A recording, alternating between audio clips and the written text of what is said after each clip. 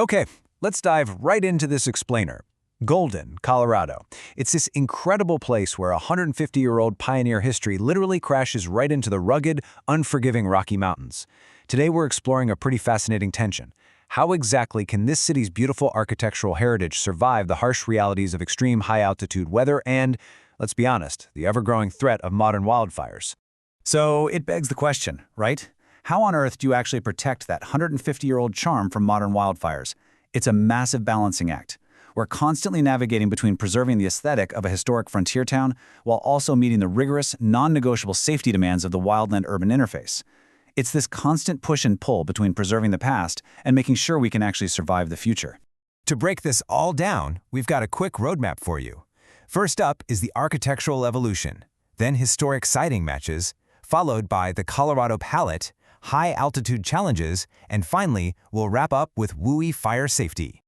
All right, let's jump straight into Section 1, Architectural Evolution. To really get what we are trying to protect, we have to look back a bit.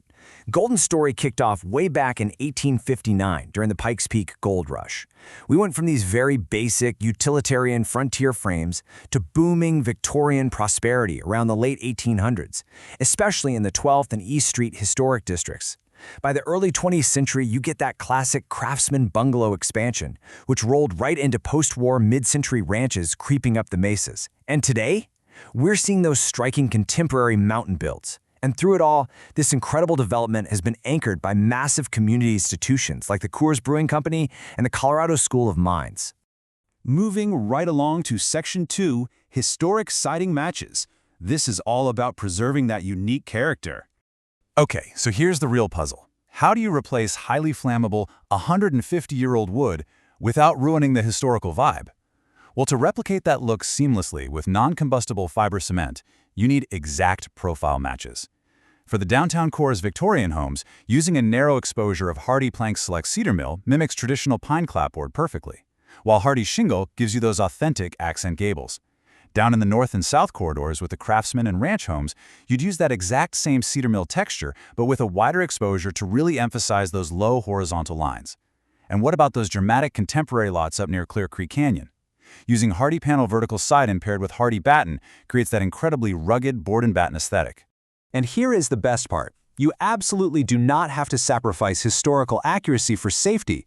Thanks to premium collections like James Hardie's Artisan line, which features 5/8-inch thick planks, you get these incredibly deep shadow lines.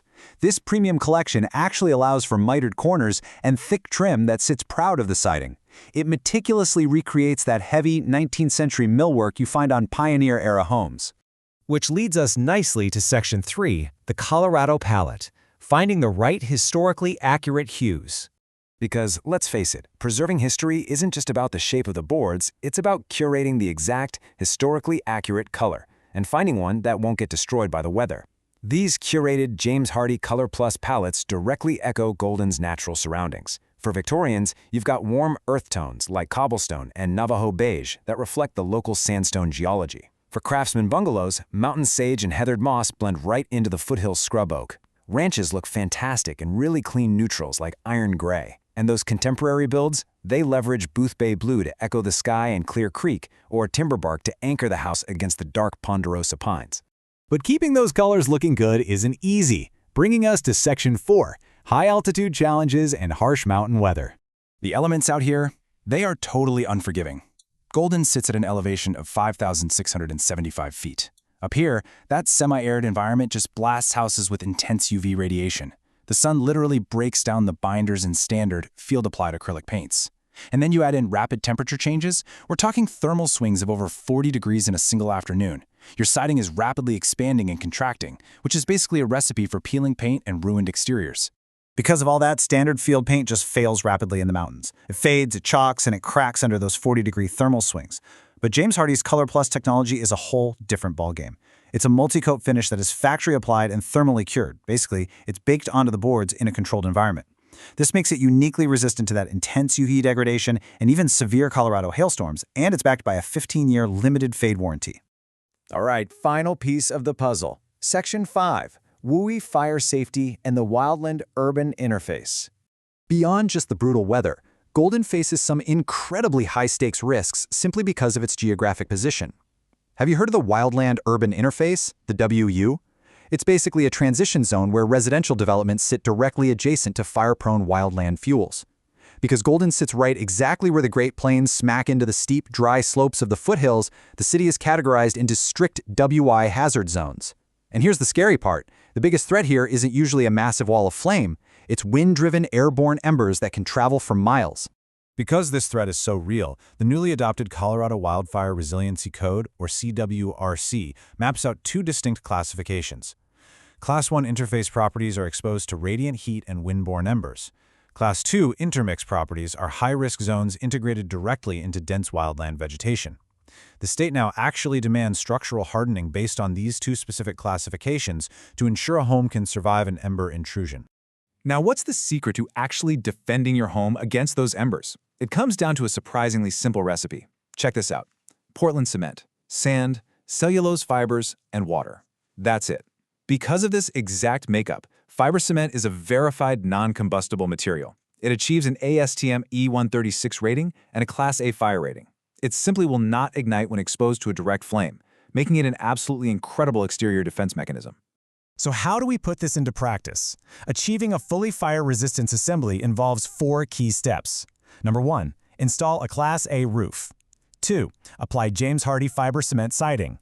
3, ensure a 6-inch vertical ground clearance of non-combustible material. This stops embers dead right at the base of the wall. And 4, enclose your open eaves with non-vented Hardie soffit panels.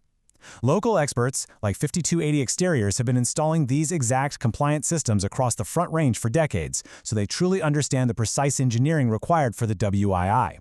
And we really need to emphasize this. Complying with these state codes is no longer just a nice-to-have recommendation. It's an objective requirement. If your home happens to be in a mapped moderate to high fire intensity wind UI zone, Class 2 structural hardening is legally required for new construction or significant alterations, like replacing more than 25% of your exterior siding. When you really weigh the options side by side, traditional wood siding is just highly combustible. You're stuck relying on expensive, high-maintenance chemical fire retardants to even come close to compliance. Fiber cement, on the other hand, it gives you zero flame spread right out of the gate. Upgrading bridges the gap perfectly. You get to preserve the absolute aesthetic beauty of Golden's 150-year-old architectural styles, but without taking on catastrophic fire liability. So we'll leave you with this pretty massive question. Is your historic Golden home truly prepared to survive the next wildfire season? Because out in the WI, it's really not a matter of if the embers will come, but when. With the right blend of historic preservation and modern material science, the beauty of the past absolutely does not have to be sacrificed for the safety of the future. The tools are out there. Are you using them?